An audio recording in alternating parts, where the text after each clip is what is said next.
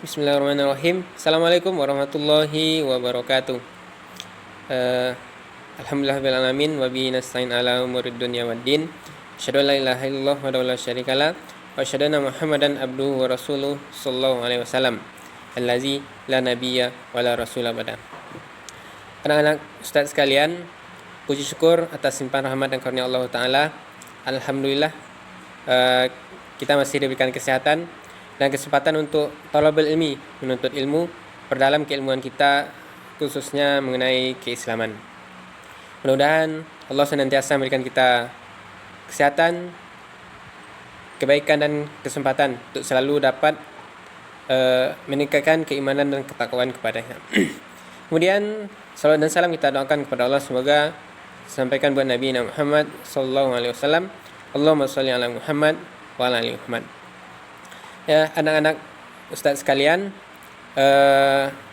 untuk mengawali kegiatan pada sore hari ini, mari kita sama-sama membuka dengan melafazkan basmalah. Bismillahirrahmanirrahim.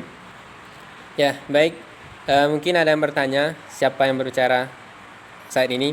Ya, sebelum kita lanjut, sedikit perkenalan dari Ustadz. Pertama, nama Ustadz sendiri Ilham Jaya Putra.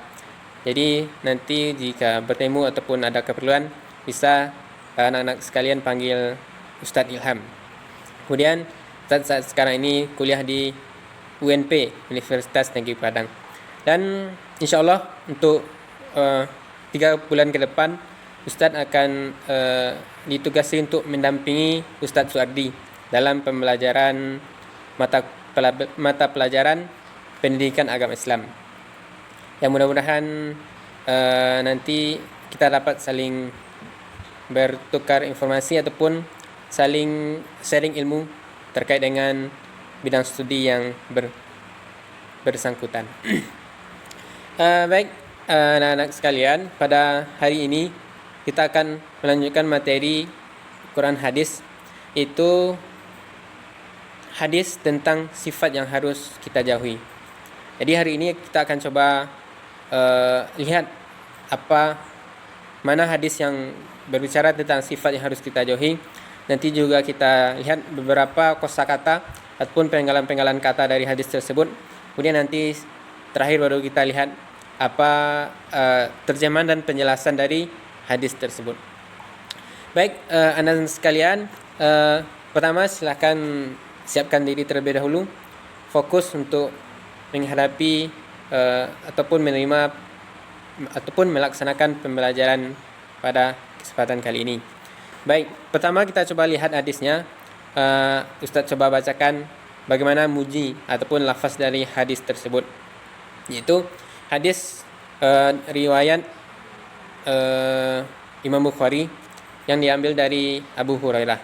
Bunyinya, an Abi Hurairah radhiyallahu anhu anna Rasulullah sallallahu alaihi wasallam qala iyyakum wadh-dhanna fa inna adh-dhanna akzabul hadithi wa la tahassasu wa la tajassasu wa la tanajasu wa la tahasadu wa la tabaghadu wa la tadabaru wa kunu ibadallahi ikhwana, rawahul Bukhari. Ya, itulah bunyi hadis yang akan kita pelajari pada kesempatan kali ini. Selanjutnya Ustaz akan coba bacakan beberapa kosakata atau penggalan hadis beserta artinya berdasarkan hadis yang telah kita baca sebelumnya. Pertama, ada kosakata iyyakum, artinya jauhilah oleh kamu sekalian. Kemudian wazzanna, artinya berprasangka. Kemudian akzabu, saya dusta. Kemudian al-hadisi, artinya pembicaraan. Kemudian wala tahassasu, artinya janganlah kamu mencari-cari kesalahan. Kemudian tajassasu, artinya kamu mengintai-ngintai. Kemudian tahasadu, kamu sekalian dengki-mendengki. Kemudian yang terakhir ada ikhwanan, artinya bersaudara. Itulah beberapa kosakata yang diharapkan anak-anak sekalian dapat menghafalnya ataupun mengingat kosakata dan juga terjemahan ataupun artinya. Untuk selanjutnya kita akan coba melihat terjemahan dari hadis yang dibacakan sebelumnya. Ustaz bacakan dari Abu Hurairah radhiyallahu anhu, sesungguhnya Rasulullah SAW bersabda, jauhilah oleh kamu sekalian berprasangka, karena sesungguhnya berprasangka itu adalah sedusta-dusta pembicaraan. Dan jauhilah kamu mencari-cari kesalahan orang lain, janganlah kamu mengintai-intai, janganlah kamu menambah harga dagangan untuk menipu, janganlah kamu dengki-dengki, janganlah kamu benci-membenci, janganlah kamu saling membelakangi, dan jadilah kamu hamba-hamba Allah yang bersaudara. Hadis riwayat Imam Bukhari. Selanjutnya Ustaz akan menyampaikan sedikit penjelasan terkait dengan hadis yang kita pelajari saat ini. Jadi secara umum hadis ini berisi larangan ataupun menjelaskan tentang kurang lebih 7 akhlak tercela yang harus kita hindari, yang harus kita jauhi sebagai seorang Muslim. Jadi Nabi Muhammad SAW memerintahkan kita agar menjauhi sifat-sifat yang terdapat dalam hadis tersebut, sehingganya ini dapat menghindari kita dari perselisihan, permusuhan maupun pertengkaran. Ya, jadi apa saja akhlak tercela ataupun sifat-sifat yang harus kita jauhi? Yang pertama, berprasangka buruk. Jadi sebagai seorang Muslim, seorang anak soleh, kita sangat dilarang untuk berprasangka yang buruk terhadap orang lain, atau biasa kita dengar dengan suudzon. Jadi kita sangat dilarang untuk menilai ataupun memberikan pandangan kepada orang lain sebelum kita ketahui faktanya. Misalnya ketika ada teman dari anak-anak sekalian yang kita sapa, kemudian dia tidak membalas sapaan kita. Jadi kalau kita berpikiran buruk, kita akan berpikir bahwa dia begitu sombong. Namun ketika kita coba untuk menghindari pikiran buruk tersebut, kita coba berpikir kenapa dia tidak membalas sapaan kita. Mungkin dia lagi terburu-buru atau dia tidak terdengar dengan sapaan kita. Jadi sebagai seorang Muslim dan anak soleh, kita dilarang berprasangka buruk, dan kita senantiasa untuk mencari alasan ataupun prasangka-prasangka yang baik terhadap saudara ataupun teman-teman kita. Itu yang pertama. Kemudian yang mencari-cari kesalahan orang lain. Nah, jadi dalam Islam kita sangat dilarang untuk mencari-cari kesalahan orang lain, mengamati kesalahan orang lain, atau kita berupaya dengan sengaja untuk melihat kira-kira apa perbuatan yang salah, nanti baru kita sebarkan ataupun kita viralkan kesalahannya. Jadi ini sangat dilarang oleh agama kita, agama Islam, karena memang kesalahan orang lain bisa jadi ini berupa aib, dan kita sangat dilarang untuk menyebarkan aib seseorang. Bahkan sebaliknya, kita harus berupaya untuk menutupi aib dan menutupi kesalahan orang lain. Jika kita melihat saudara ataupun teman-teman kita salah, maka yang harus kita lakukan adalah memperbaiki ataupun meluruskan kesalahan, bukan kita sebaliknya untuk mencela mereka. Jadi kita sangat dilarang untuk mencari-cari kesalahan, dan sangat dianjurkan untuk menasihati dan juga memperbaiki kesalahan-kesalahan dari saudara-saudara kita. Nah, selanjutnya yang ketiga, akhlak tercela yang harus kita hindari dan kita jauhi adalah mengintai-intai kesalahan orang lain. Kurang lebih ini sama dengan poin yang kedua tadi. Jadi kita sangat dilarang untuk mengintai dengan sengaja kira-kira di mana kesalahan orang tersebut. Ini biasanya dilakukan kepada orang-orang yang tidak kita sukai.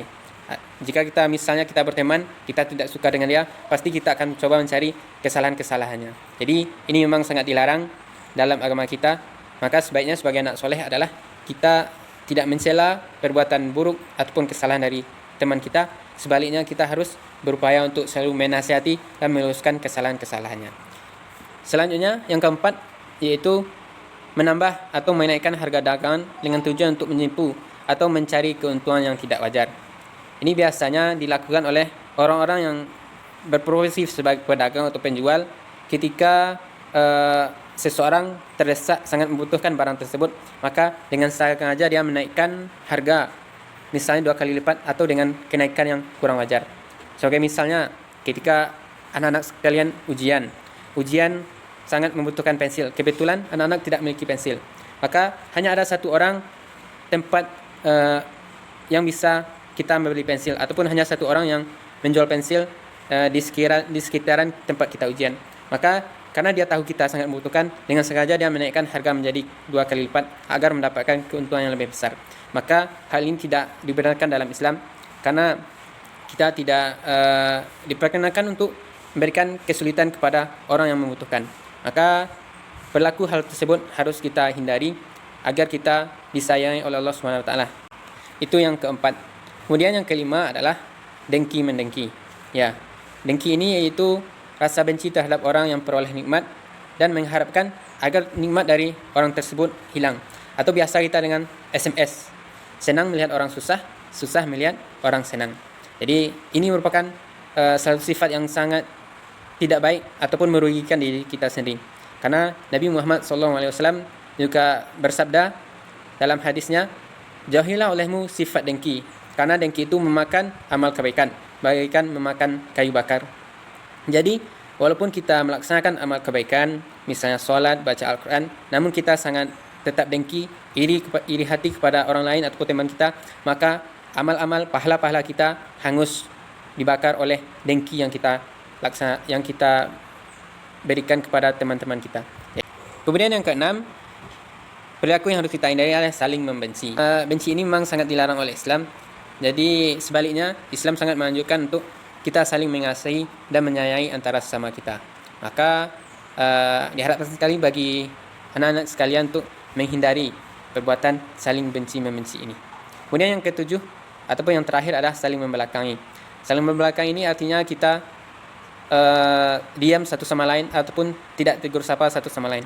Ini biasanya ketika kita ada pertengkaran, kita tidak mau menyapa teman kita. Misalnya dia lewat, kita berupaya untuk memalingkan badan atau memalingkan wajah kita. Jadi ini sangat tidak dianjurkan. Seperti yang Ustaz sampaikan tadi, bahwa sesungguhnya seorang mukmin, seorang muslim itu adalah bersaudara. Maka tidak baik bagi kita seandainya kita memutuskan hubungan dengan saudara kita. Maka itulah 7 akhlak tercela yang harus kita hindari, yang harus kita jauhi agar tidak merugikan orang lain maupun diri kita sendiri. Ya, demikian untuk materi pada hari ini. Mudah-mudahan Anda semua bisa memahami dan mengambil manfaat dari hadis tersebut. Semoga sukses selalu, semoga Allah memberkahi kita semua. Saya akhiri dengan alhamdulillahirabbil alamin. Assalamualaikum warahmatullahi wabarakatuh.